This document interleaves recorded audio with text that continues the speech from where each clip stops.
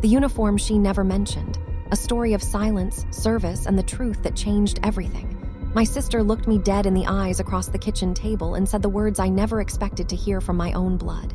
"Alicia, you can't be in my wedding." Set down my coffee cup slowly. "Excuse me."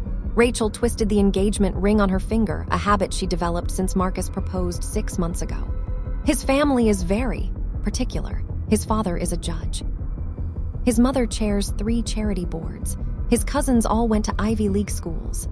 She paused, choosing her next words the way someone might choose which wire to cut on a bomb. "Your job, Alicia, it would embarrass us." "My job," I repeated quietly. "You work at a warehouse. You drive a forklift. Marcus's family doesn't need to know that his future sister-in-law is." She waved her hand vaguely. "Blue collar. It would reflect badly on all of us during the reception. His aunt is a senator, for heaven's sake." I sat with that for a moment. The hum of the refrigerator filled the silence between us. Outside, a cardinal landed on the bird feeder our mother had hung before she passed, the same mother who had pressed my uniform against her chest and wept with pride the day I graduated. "I understand," I said finally. Rachel blinked, clearly expecting an argument. "You're not upset." I said, "I understand." I stood, carried my cup to the sink, rinsed it carefully, and set it in the drying rack. "I hope you have a beautiful wedding, Rachel." I drove home with both hands on the wheel and the radio off. What Rachel didn't know, what I had never told her, because she never asked, and because silence had become my second language after 15 years of service, was that I hadn't worked at a warehouse in 4 years. The forklift job was real. It lasted 8 months after my first deployment.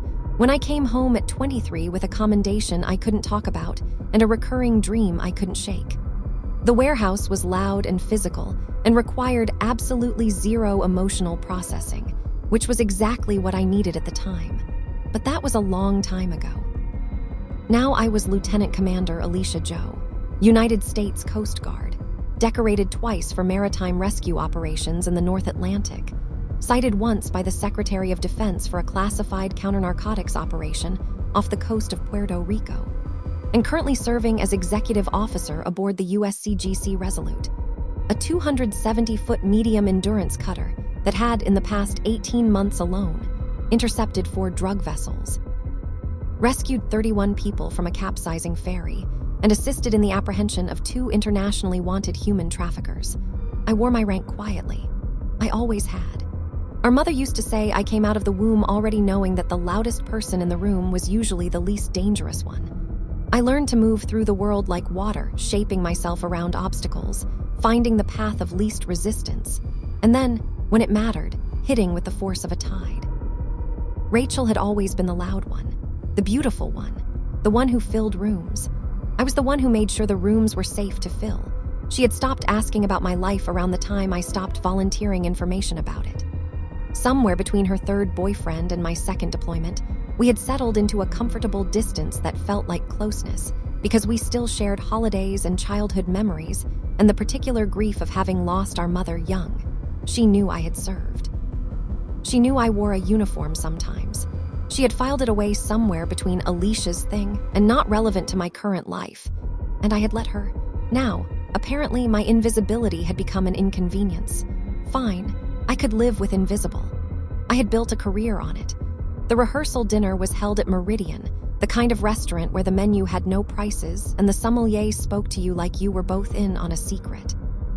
Rachel had sent me an invitation, not to participate, just to attend as a guest.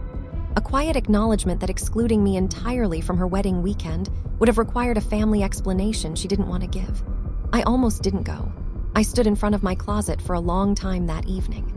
I owned 2 kinds of clothes, uniforms and the civilian wardrobe of someone who had spent 15 years prioritizing function over fashion. I had dress blues that could stop traffic. I had operational gear that had kept me alive in 30-foot swells. I had exactly 3 cocktail dresses, purchased under duress for events where showing up in uniform would have been inappropriate. I chose the navy dress. Simple, understated. The kind of thing that let you watch a room without being watched back. I arrived at Meridian at 7:15 and found the private dining room already buzzing with the controlled elegance of people performing wealth for each other. Rachel was luminous in cream silk, laughing at something Marcus's mother had said. her hand resting on Marcus's arm with the easy confidence of a woman who had finally found her people. Marcus himself, tall, clean-jawed, the kind of handsome that photographs well, spotted me from across the room and excused himself to come over. I had met him twice before. He had always been perfectly pleasant and entirely unremarkable, the human equivalent of a firm handshake. Alicia. He kissed my cheek. Glad you could make it. Congratulations, I said. You're getting a remarkable woman. He smiled, and we made the small talk of people who are connected by circumstance rather than choice.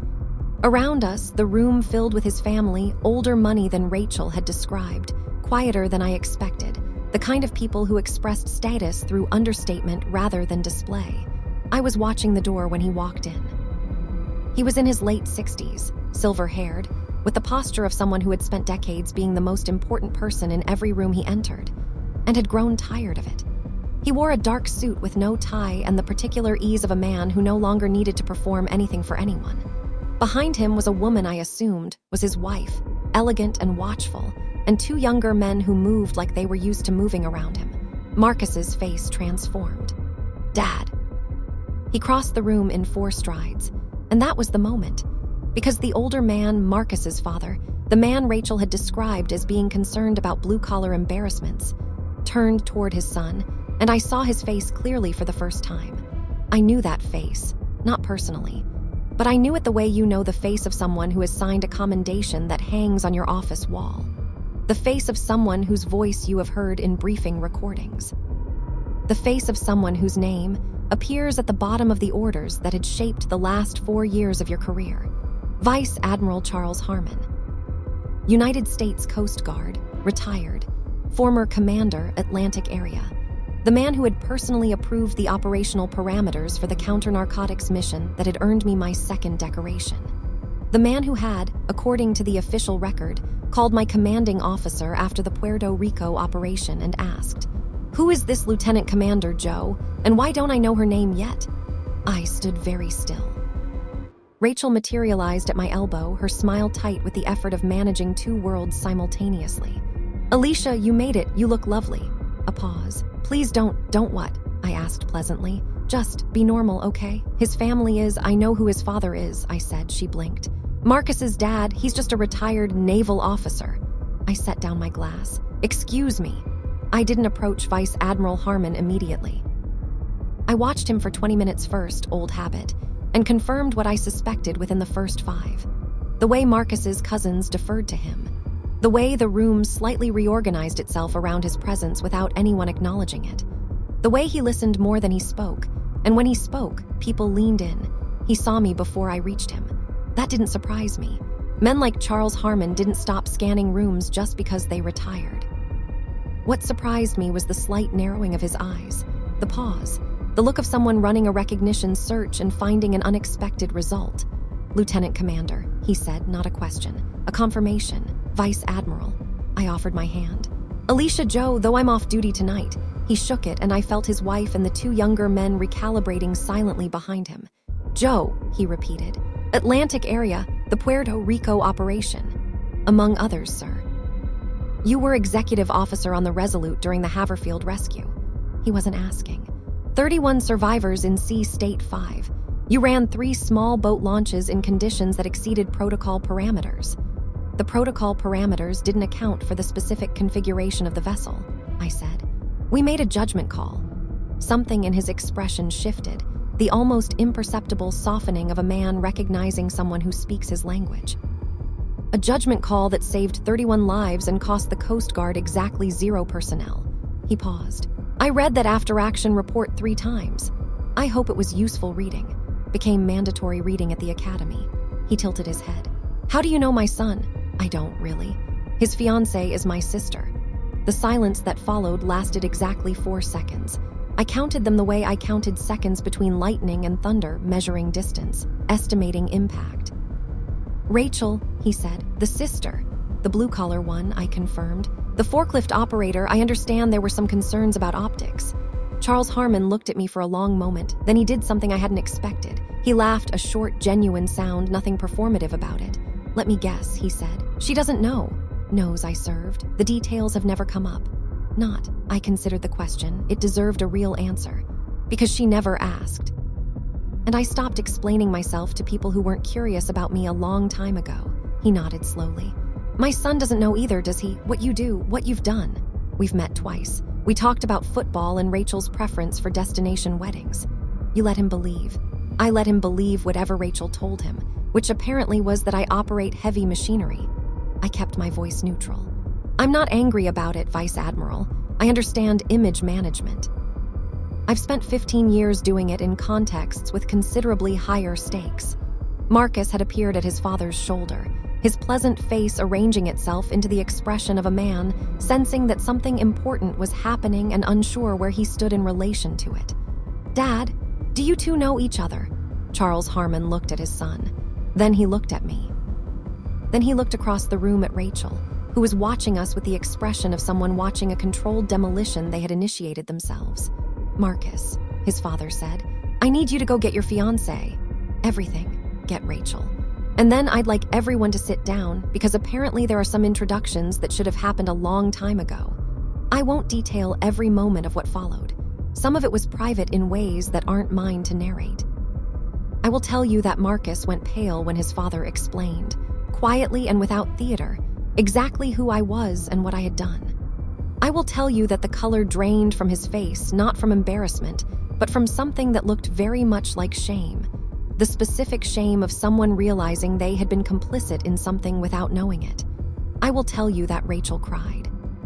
Not the performative tears of a woman caught in a social error, but the real kind, the ugly, gasping kind that she had only ever cried twice before in my presence, both times in relation to our mother. I didn't know, she kept saying. Alicia, I swear I didn't know. I know you didn't, I said. That's sort of the point. Didn't you tell me? I thought about that question for a long time before I answered it. Because I wanted you to think of me as your sister, not as a rank, not as a resume. Not as something to deploy when it was useful. I paused. I found out a long time ago that the people who love you only when you're impressive aren't actually loving you, so I stopped making it easy to love me for the wrong reasons. Room was very quiet. Love you, Rachel said. Not because of any of this, I love you because you're my sister. I know, I said, and I did know.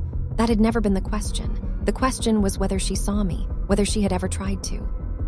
But seeing me, Rachel, actually looking at my life and asking about it and caring about the answer, that's part of it too. That's part of love.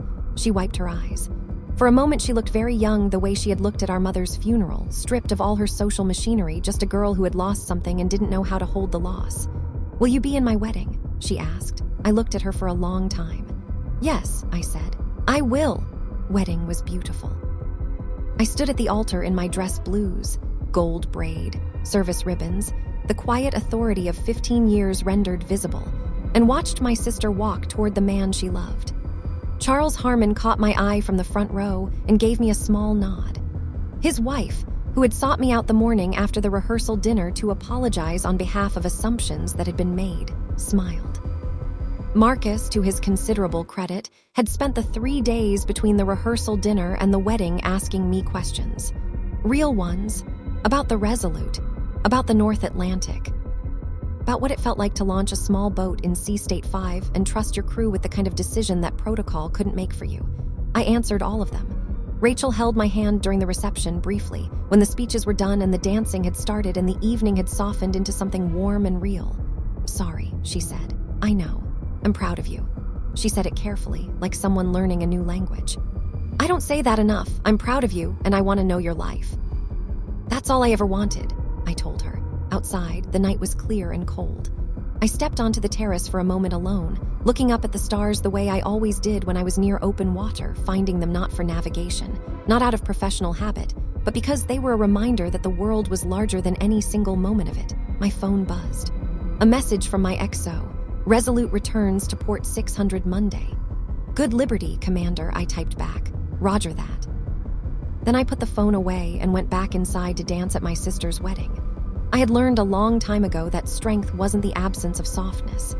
It was the capacity to be soft in the right moments, with the right people, to let yourself be known, to risk the exposure of being seen, to stand in your full truth not as a weapon but as an offering.